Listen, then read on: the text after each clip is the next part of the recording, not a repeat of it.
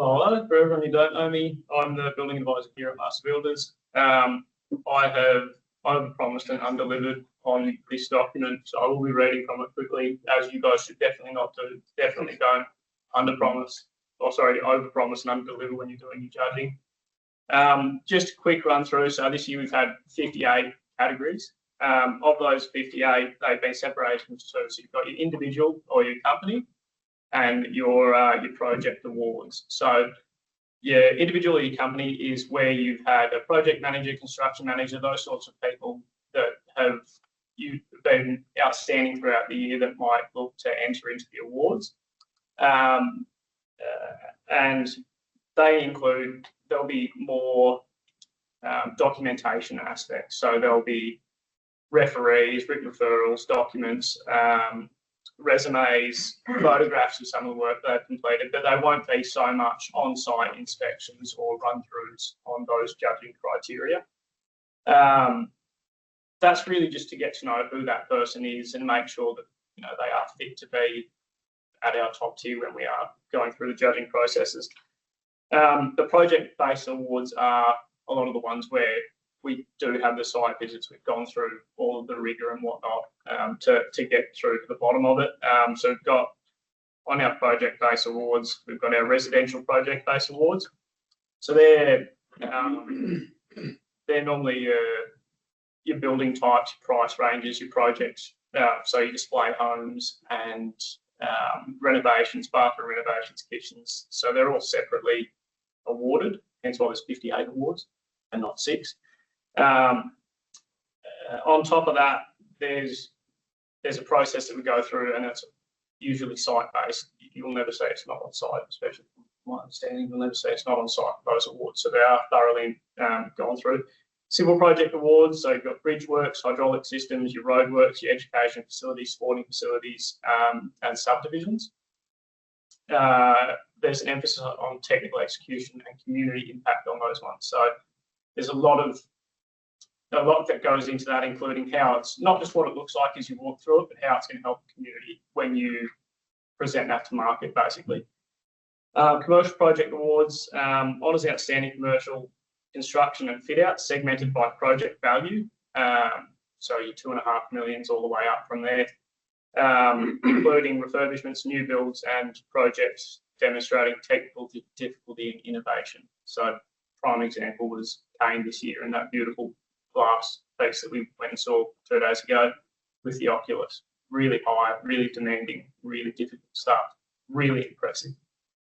Subcontractor project awards highlights the specialist and craftsmanship areas such as bathrooms, kitchens, landscaping, material application, and it also recognises subcontractors delivering technically complex or innovative solutions. Sustainable construction awards celebrates projects that have environmental responsibility, energy efficiency, and waste reduction. That's, I can imagine, is also taken into consideration with the civil aspect.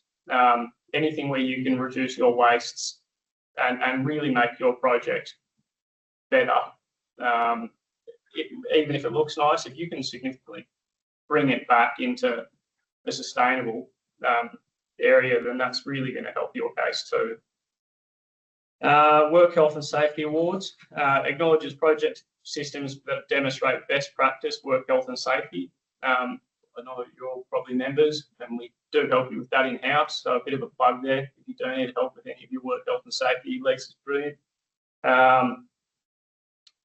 Risk management industry-wide applicability includes including subcategories for commercial, residential, and targeted work health and safety systems. So when you get into marking, so the judges' criteria, the general structure is scored out of a standard 100 points. Those 100 points are tailored to each of those sectors. The common themes across all categories include quality of workmanship and finish, innovative and technological complexity, use of materials, sustainability, functionality, and design delivery, as well as client satisfaction and stakeholder engagement and safety and compliance. So the biggest category, not biggest category, but the thing that you will mostly get judged on and it will award you the most significant points is workmanship and quality. There's no, we can all agree that that's always going to be number one. From there, you've got innovation and complexity, so that's around the 10 to 35% mark. Material use, often the 10 to 15% mark. So you can see how these are breaking down into what's important and what complexities are nice to have, but will really bring it back. Sustainability, present in all sustainable categories, and some general ones are up to 30% in sustainability. In the sustainability section, obviously that's more important, where it's going to be less important in your bathroom renovations. So your material use, often 10 to 15% depending on the category. Client satisfaction is minor. It comes from 2 to 5%, but included in residential and renovation categories. Safety and environment, critical in civil, and your work health and safety is 10 to 15%. So you can see where we dial it in, and each category is going to come in and out with what's more important, but the ones that are always going to hit home are really safety, innovation, and workmanship. Category-specific emphasis, so residential and commercial projects, your quality of finishing, design complexity, material use, and innovation. Civil projects, your project management, safety, environmental impact, and stakeholder engagement, as well as your safety as well. Your subcontractor awards for craftsmanship, innovation, technical difficulty, sustainability awards, integration of green principles, energy efficiency, recycling materials, and your waste management on site.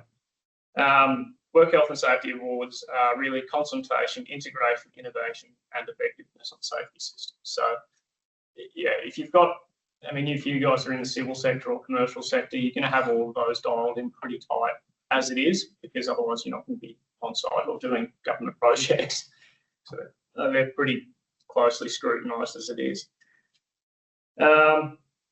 Overall approach, so you've got your technical excellence, creative and sustainable solutions, your stakeholder and client outcomes, and industry best practice and ethical standards. Sorry.